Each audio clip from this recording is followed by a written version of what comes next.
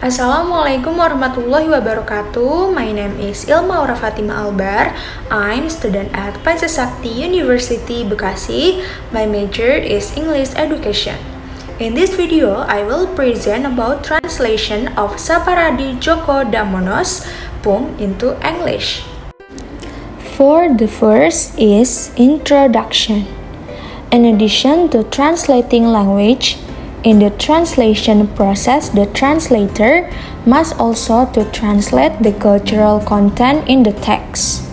Compared to other literary genres, poem can be considered the most difficult to translate because translators not only transfer meaning but also pay attention to the beauty of its form. Therefore, the translation of poem is relatively small and growth is slow compared to other literary genres, especially novels. Translating poem is a work rarely done by a translator. Not only because in the translating the poem the translator must re-express the beauty of the original poetess, but also because he has to re-express the meaning contained in the poem into the poem text of the target language. The form and content of the poem are irrelated and make the translation of poetry more difficult than other types of translations. The opponents of poetic translation, such as Bateson and Turco in Lazim proposes their reasons when poems, especially philosophical ones, satires, lyrics, etc., are translated into another language, they become not only flabby poems but rather new ones in a new language.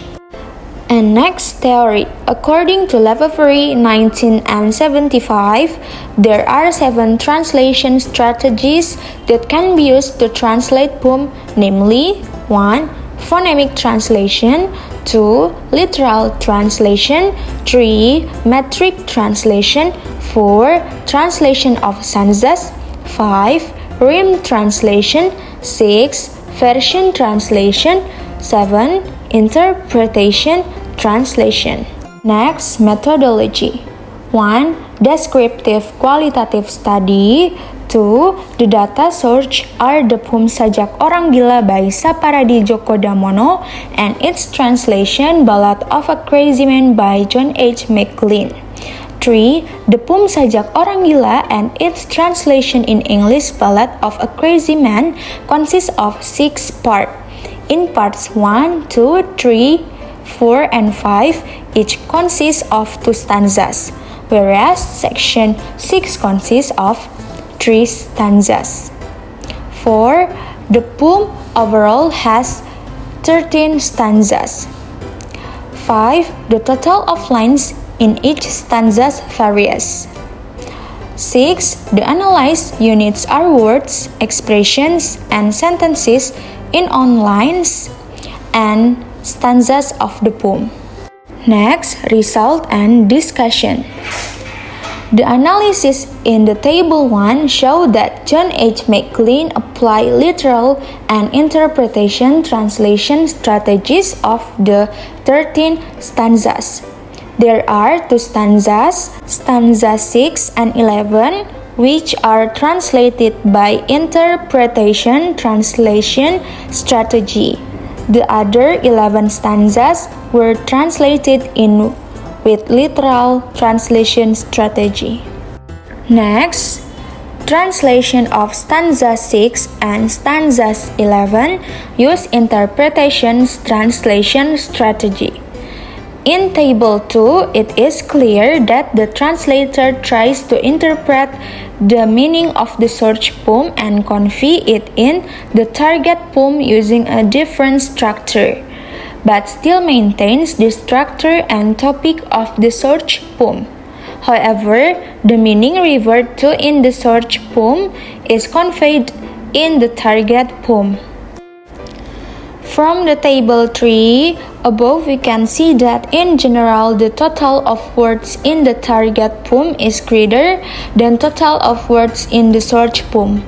Only in the first stanza second line, the second stanza third line, the fourth stanza second line 4, and the sixth stanza second line.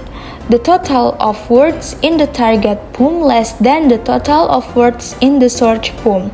This is due to the use of words in the target language and the effect of structure on the target language. Conclusion: the translation of the Sajak Orang Gila into English Ballad of a Crazy Man has been done well by a translator. Although the literal translation strategy theoretically is said to be inappropriate to translate poem, in fact, the translation of the poem Sajak Orang Gila is able to present poem which is poetic and interesting to read. Although there are some discrepancies at the word level, it doesn't really affect the content of the poem. In general, the meaning of the search poem conveyed to the target poem.